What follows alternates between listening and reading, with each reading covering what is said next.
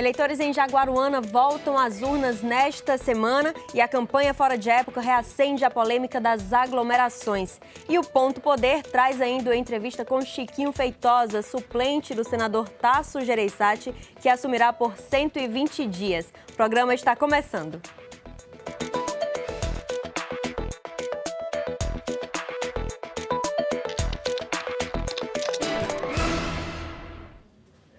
Olá, sejam muito bem-vindos a mais um Ponto Poder nesta terça-feira de feriado. Começo falando de campanha eleitoral. Isso porque os moradores do município de Jaguaruana, lá na região do Vale do Jaguaribe, voltam às urnas no próximo domingo, dia 7, para escolher um novo prefeito.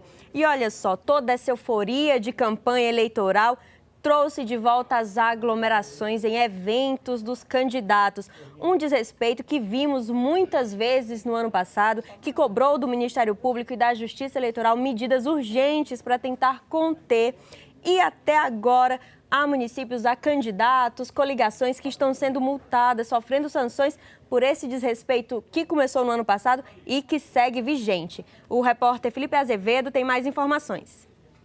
Mesmo um ano após as eleições municipais de 2020, a Justiça Eleitoral do Ceará continua punindo candidatos e coligações por aglomeração durante os eventos de campanha. Em meio à crise da Covid-19 e às regras sanitárias, foi comum ver passeatas, comícios e reuniões com desobediência ao distanciamento e ao uso de máscaras. Em 2020, o TRE editou uma resolução, a 789 de 2020, proibindo propagandas eleitorais com aglomeração.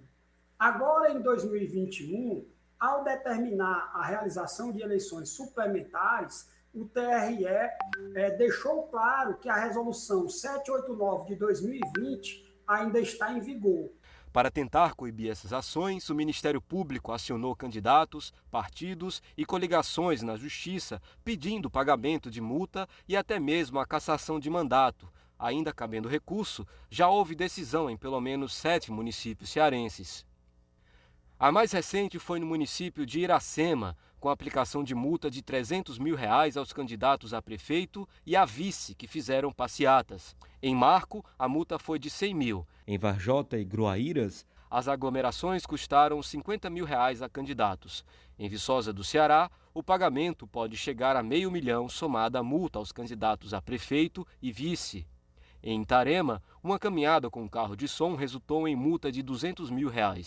Em Jaguaribe, um candidato foi condenado a pagar R$ 100 mil e sua coligação R$ 300 mil, totalizando R$ 400 mil.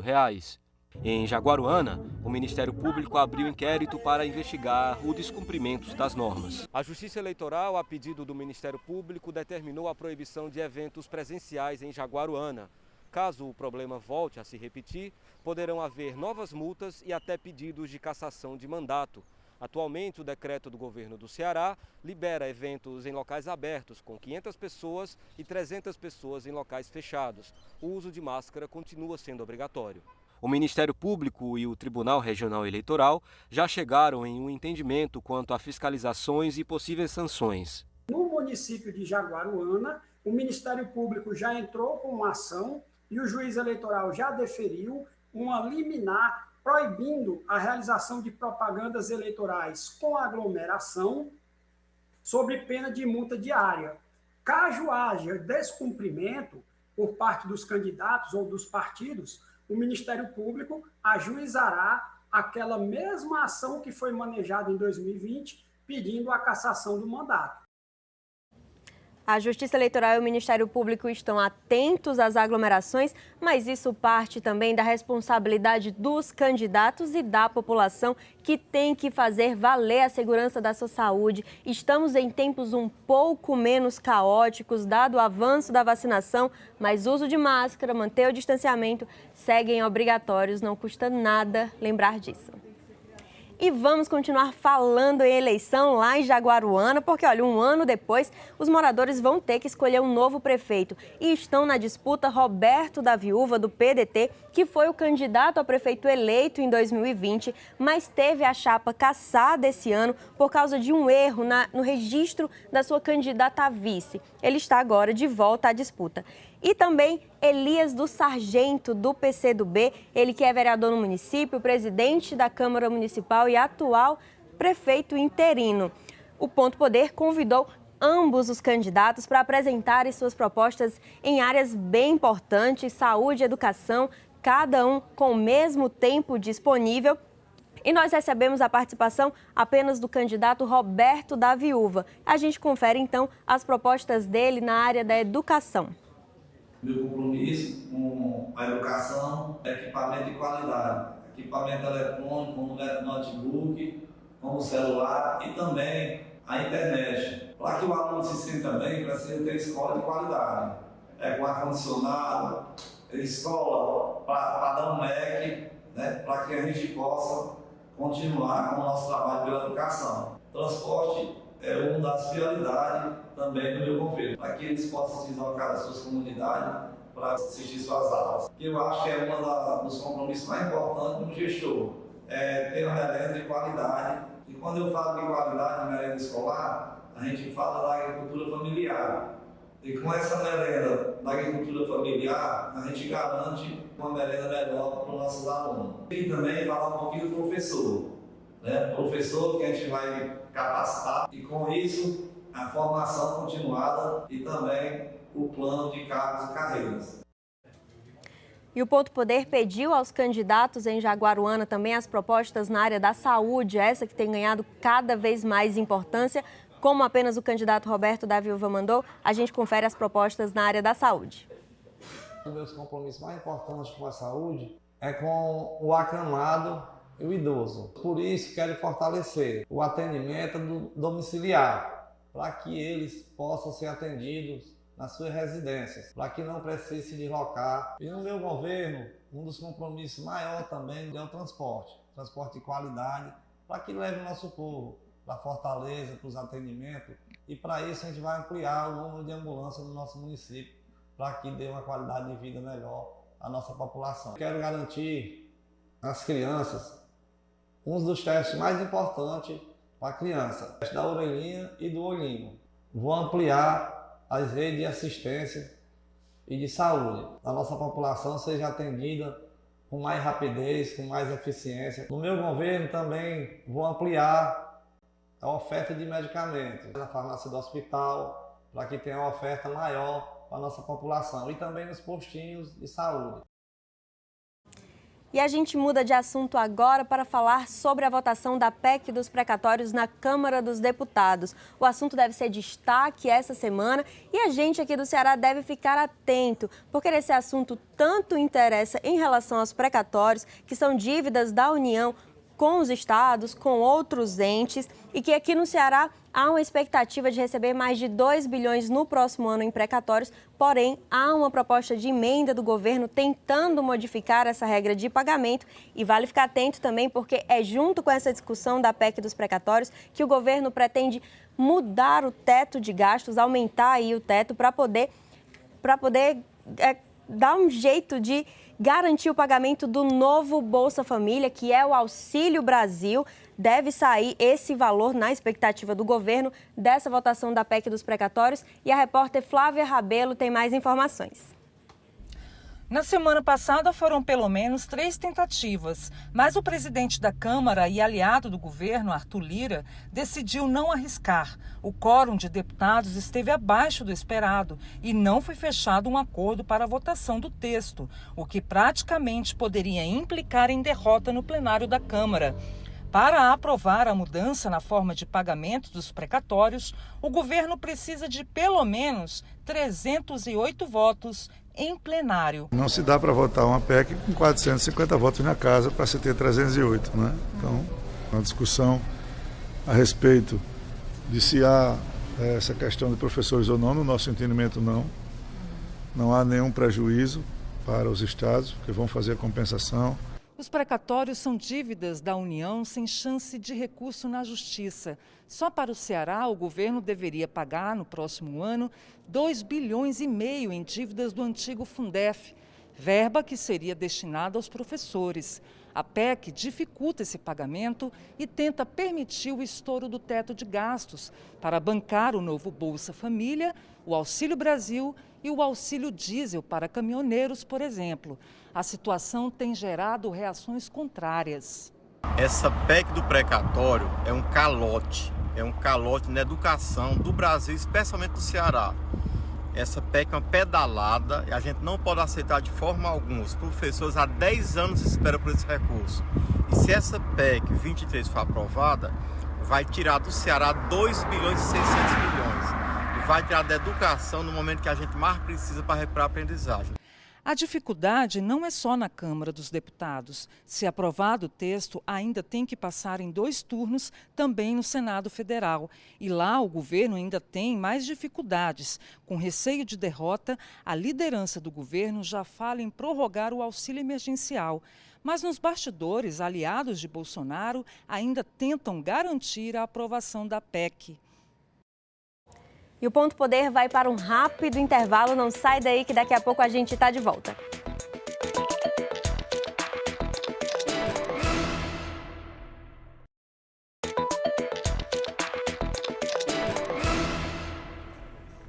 Ponto Poder está de volta e agora você confere uma entrevista com Chiquinho Feitosa, suplente do senador Tasso Gereissati, que assumirá o mandato amanhã. Ele conversou com o editor de política do Sistema Verdes Mares, Inácio Aguiar. Olá, amigos do Ponto Poder. A gente está em 2021, um ano pré-eleitoral que tem muitos acontecimentos aqui na política cearense. O acontecimento deste mês de novembro é a posse lá em Brasília do senador Chiquinho Feitosa, que está aqui conosco para nos conceder uma entrevista. O senador Chiquinho vai ficar durante 4 meses lá no Senado, no período de licença do senador Tasso Gereissati. Senador, muito prazer estar recebendo você aqui. Prazer, Inácio. Satisfação muito grande. Senador, você. Muito prazer nosso. O senhor vai assumir esse mandato. Né? Quais são os planos que o senhor tem para esse estadia que você vai ter lá no Senado Federal? Bem, Inácio, nós estamos aí nos preparando para passar esse curto período de mandato no Senado. Evidentemente que isso não é fácil substituir o senador Tasso Gereissati, meu senador titular, né? Um senador que não é qualquer um senador de muita repercussão no Senado e a gente se prepara para poder substituir a altura. Sim. Vamos acompanhar os projetos que tramitam no gabinete do senador Tasso e atender à expectativa que é o que a gente espera. Senador, o senador Tasso, por exemplo, ele teve uma atuação muito forte aí na CPI da pandemia, ele foi relator do marco do saneamento, teve também na relatoria da reforma da Previdência. O senhor pretende ter uma atuação assim nesse sentido também? Sim, não tenho dúvida. Nós já conseguimos continuar nas 2 comissões mais importantes do Senado Federal, que é a Comissão de Constituição e Justiça e a CAI, a Comissão de Assuntos Econômicos, da qual o senador Tasso é titular e nós continuaremos lá como titular. E assim poder continuar dando a contribuição que a gente espera, porque, como você muito bem sabe, ali tramita os assuntos de maior relevância do Senado, de interesse nacional. Exatamente. Senador, uma questão também que é interessante nesse aspecto, o DEM, que é o partido que o senhor está afiliado hoje lá no Senado, ele tem uma posição de certa independência em relação ao governo federal. Essa atuação do senhor, o senhor pretende ser um deputado da base, aliada do governo, ou o senhor vai ser de oposição ou independente, como o senhor já pensou nessa linha aí de posicionamento? Olha, é claro que eu tenho que seguir uma orientação partidária, né? Isso não tenha dúvida que essas coisas, isso a gente tem que observar. Mas eu tenho também que observar a linha que segue, que vem seguindo sempre o senador Tasso Gereissati. Então, a minha maneira de se posicionar no Senado, com toda certeza que observará essas 2 coisas, né? Tanto, de um lado, a orientação partidária como também a forma de atuação do senador Tasso. Então o senhor vai analisar aí, vamos dizer, caso a caso aí cada matéria que venha? Não tenha dúvida, sempre conversando, discutindo, né? Eu acho que cada assunto é um assunto a ser discutido exatamente dentro dessa linha que eu estou dizendo. Senador, o senhor, por exemplo, vai fazer parte da CCJ, que é a Comissão de Constituição e Justiça, né? O senhor vai talvez enfrentar lá essa discussão sobre a indicação para o Supremo que está pendente, que o presidente Bolsonaro fez do ex-chefe da Advocacia Geral da União, André Mendonça. O senhor já pensou sobre isso? Como vai se posicionar? Já. Eu tenho estado já preocupado exatamente em fazer gestões e pressionar no sentido de que o assunto seja levado o mais rápido possível à CCJ.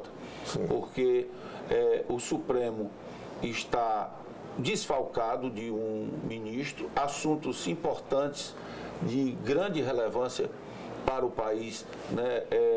São matérias que estão sendo julgadas e que está suspenso o julgamento, exatamente por falta do ministro, e o assunto não está sendo levado à CCJ pelo o presidente da comissão. E isso aí é uma coisa que precisa ser resolvido, porque o país não pode parar, né, em função de interesses que o presidente da CCJ não leva o assunto para ser votado na comissão. O senhor pretende se posicionar a favor dessa indicação do André Mendonça, senador? Não, eu pretendo, evidentemente, participar de uma sabatina. O André Mendonça já foi indicado, né, pelo presidente da República, e eu não penso em hipótese nenhuma em obstacular isso. Eu acredito que o Brasil precisa que o assunto seja resolvido, né, e não está agora essa pendência e não se leva à votação. E com isso perde toda a sociedade. Senador, o governo está com um projeto aí que é de mudança do Bolsa Família para o Auxílio Brasil, né? E isso há uma polêmica, porque esse tema com certeza vai chegar lá ao Senado. O senhor é a favor dessa medida do governo federal? Como é que o senhor está vendo está tendo essa visão macro da coisa, da questão econômica, social do Brasil nesse momento? Eu acho que isso é importante, é que não haja, que não seja interrompido o benefício, né? A mudança de nome, a forma que querem levar, né? O importante é que o benefício continue, porque esse benefício, se não há benefício, o povo morre de fome, né? Essa que é a realidade. Então, o importante é que a gente que o programa continue e não traga prejuízo à sociedade. Senador, o senhor foi deputado federal no final da década de 90, entre o final da década de 90 e o começo da década de 2000. Depois o senhor não participou mais de disputas eleitorais. Essa oportunidade de o senhor voltar para o Senado significa que o senhor está voltando também para disputas eleitorais? Olha, não tenha dúvida. Eu fui deputado federal no final da década de 90, como você disse, até 2002, né, tive uma atuação lá na Câmara nesse período, em um só mandato. Tive a oportunidade de aprovar um projeto de lei importante, que foi exatamente a criação da TV Justiça, que foi um projeto de lei de minha autoria. De lá para cá, não mais disputei eleição, né, depois me tornei suplente do senador Tasso Gereissati, a convite dele. Estou tendo essa oportunidade e me preparo para ser pré-candidato a deputado federal. Então o senhor deve disputar uma vaga na Câmara aí o ano que vem? Pretendo, em 22, disputar uma vaga na Câmara Federal. Senador, um dos temas que o senhor vai abordar também, vai ser inevitavelmente tratado lá em Brasília, é sobre esse novo partido União Brasil, que nasce da fusão entre o DEM, que é o partido do senhor, e o PSL. Esse partido, o senhor vai ficar no comando local aqui dele? Como é que estão as tratativas nesse momento? Inácio, aqui no Ceará eu presido o Democratas. E o PSL também tem o seu presidente. E é evidentemente que cada um quer continuar presidindo o União Brasil, que vai ser o maior partido do Brasil, um partido que tem o maior tempo de televisão, 1 minuto 40 de TV, né, o maior fundo eleitoral, e isso é natural. Eu tenho tido o apoio do presidente do meu partido, o ex-prefeito de Salvador, ACM Neto, tenho tido o apoio de outros amigos do partido, como é o caso do governador Caiado e outros, e eu estou articulando nesse sentido. Eu espero ficar comandando o União Brasil aqui no Ceará.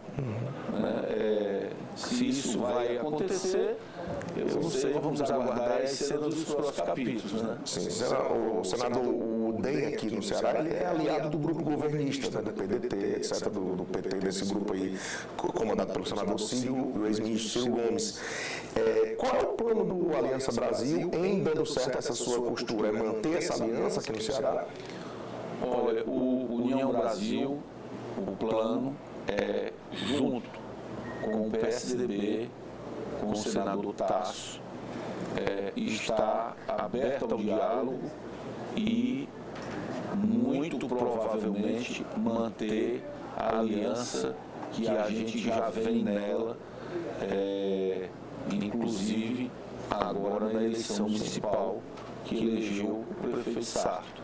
Então, temos muito boas relações com o governador Camilo, com o senador Cid e o União Brasil, juntamente com o PSDB, eu, juntamente com o senador Tasso, pensamos nesse sentido, pensamos nesse rumo. Senador, em relação a cargos, né, o União Brasil, ele chega com essa ideia de participar da chapa majoritária ou de formar uma grande bancada na Câmara Federal. Qual é o objetivo assim, nesse sentido? Nosso objetivo é a bancada. Certo. Bancada no Congresso Nacional. O nosso objetivo é a bancada no Congresso Nacional. É nesse sentido que nós vamos focar e centralizar nossas forças. Sim.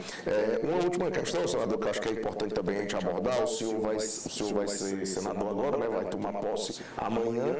E eu queria que o senhor falasse para a gente, o senhor é lá de Itauá, né, na região dos Inhamuns. Sem dúvida nenhuma, talvez essa questão da regionalidade vai também vai fazer parte do seu mandato lá no Senado, né, senador? Não tenho dúvida, é uma honra para mim muito grande também, além de representar o povo cearense no Senado Federal, representar os meus conterrâneos de Itauá. Né? Você sabe que nós somos muito bairristas, né? Amamos muito a nossa terra e isso para mim tem um significado, uma simbologia muito grande. Né? Itauá estará representado lá no Senado Federal e isso para a gente é muito bom. É verdade. Você acha que há espaço lá, senador, para essa agenda de atrair recursos para as regiões? O senhor já conversou? O senhor esteve lá, inclusive, no Senado recentemente conversando com o pessoal. Eu estive agora com o relator do orçamento, o senador Maspitá, e com quem eu me identifico bastante, né? E nós estamos muito focados nisso aí, né? Inclusive para ajudar o prefeito Sarto nessa questão do orçamento aqui em Fortaleza. Tem algum projeto específico? Nós vamos levar adiante todos os projetos que estão lá, né, dar uma dinâmica no escritório de Fortaleza, da representação de Fortaleza lá em Brasília. Já conversei com o prefeito Sarto sobre isso, né, e vamos concentrar nossos esforços nisso aí, principalmente em Fortaleza. Só para ajudar o prefeito aqui na administração. Um último aspecto que eu queria abordar, senador, o senhor, além de senador, que está tomando posse agora, o senhor é um empresário, é um homem que atua no setor produtivo com desenvoltura. Essa representação do setor produtivo também está no radar do senhor nessa atuação lá? Não tenho dúvida. A gente está sempre preocupado com os interesses do setor produtivo, né? E vamos estar lá focado nisso também, né? Exatamente para poder a gente cumprir a altura da expectativa de que as pessoas têm em torno do nosso mandato. Senador, queria desejar a você muito boa sorte no mandato, tá? Que o senhor represente aí a região de Itauá e também as demais regiões aqui do Ceará. Vamos manter um diálogo bem aberto sobre isso. Quero conversar com você lá em Brasília para a gente ver esses projetos iniciais aí do mandato. Se Deus quiser, será um prazer enorme. Um grande abraço. O Ponto Poder vai ficando por aqui. Eu espero você na próxima semana e já com a companhia novamente de William Santos. Hoje também é o último dia de férias dele. Na próxima semana, Ponto Poder completo. Obrigada pela companhia e até lá.